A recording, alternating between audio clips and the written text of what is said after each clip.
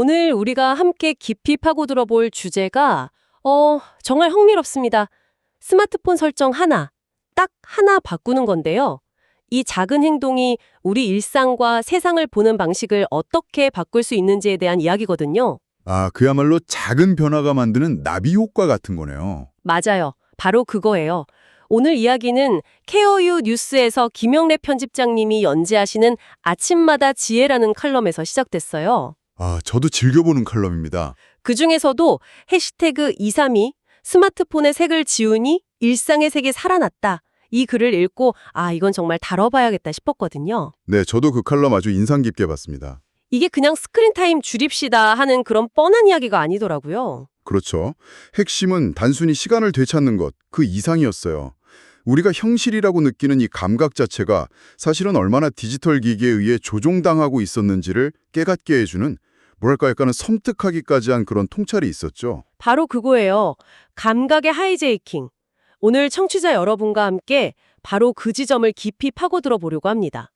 한 기자의 개인적인 실험에서 시작해서 이게 우리 뇌와 일상에 어떤 영향을 미치는지, 그리고 우리가 어떻게 우리 감각의 주도권을 되찾을 수 있을지 한번 끝까지 따라가 보시죠. 네, 좋습니다. 자, 칼럼에 나오는 주인공은 뉴욕타임스의 줄리아 앙윈이라는 기자입니다.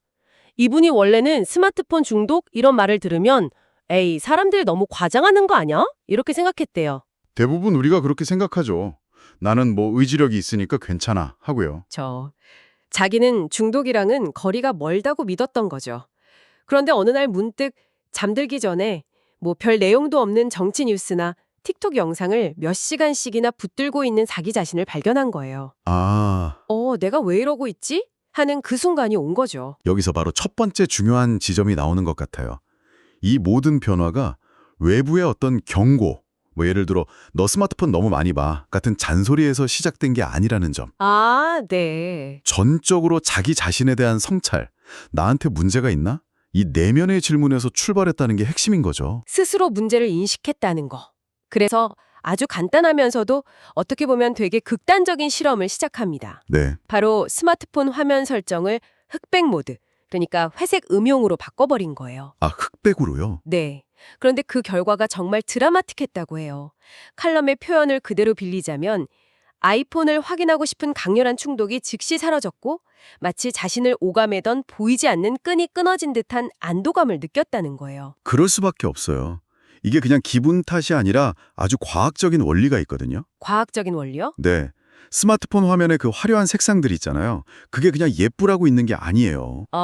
우리 뇌의 가장 원시적인 부분, 그러니까 보상 시스템을 직접적으로 자극하도록 아주 정교하게 설계된 장치들이죠. 혹시 그 알림 배지에 뜨는 빨간색 동그라미 같은 거요? 그건 정말 못 보고 지나치기가 너무 힘들어요. 바로 그거죠.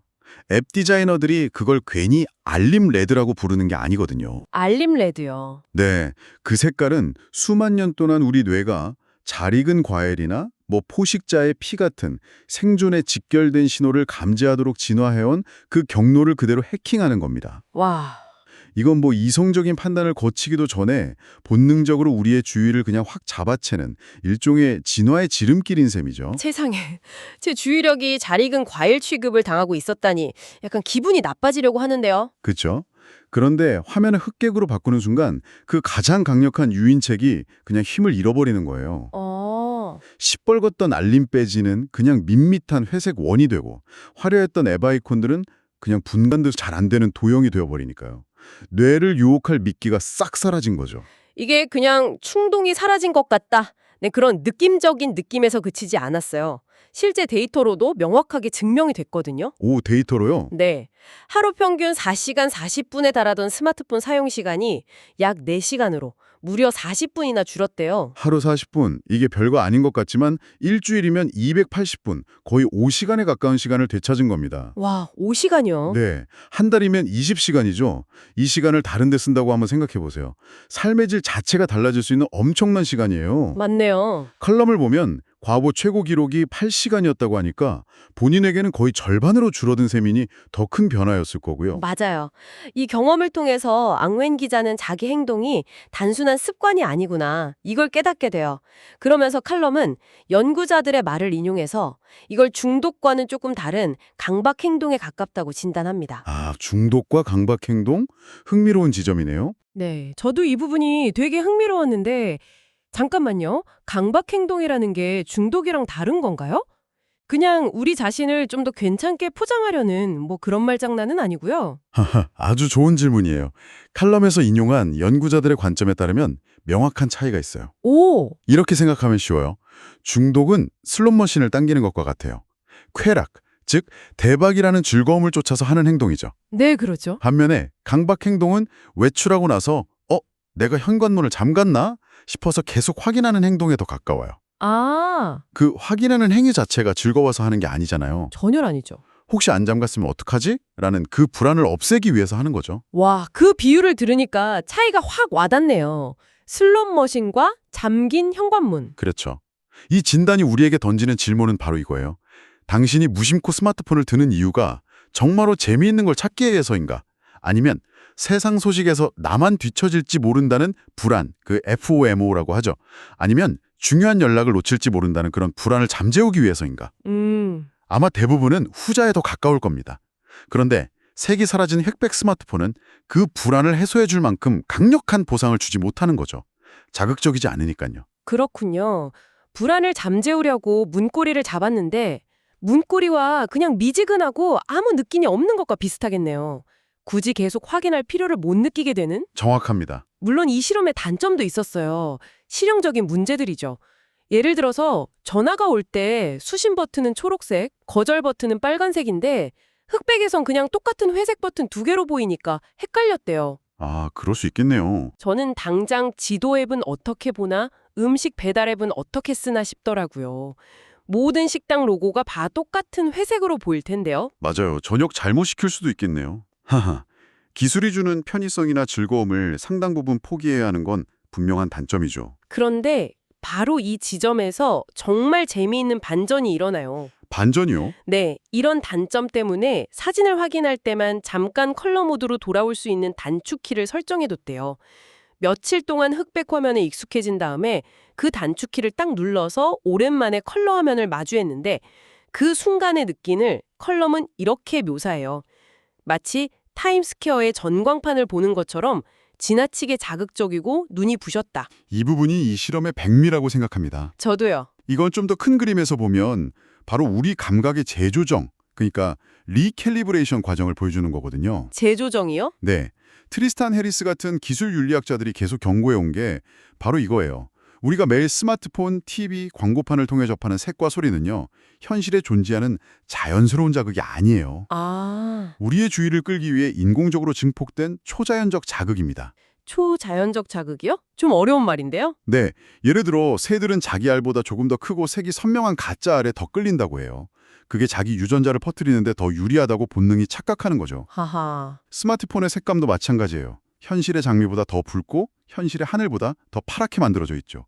우리는 매일 그런 가짜 알에 둘러싸여 살다 보니까 우리 감각의 기준점, 즉 정상이라고 느끼는 값 자체가 엄청나게 높아져 버린 거예요. 아, 자극에 대한 역치가 높아졌다는 말씀이시군요.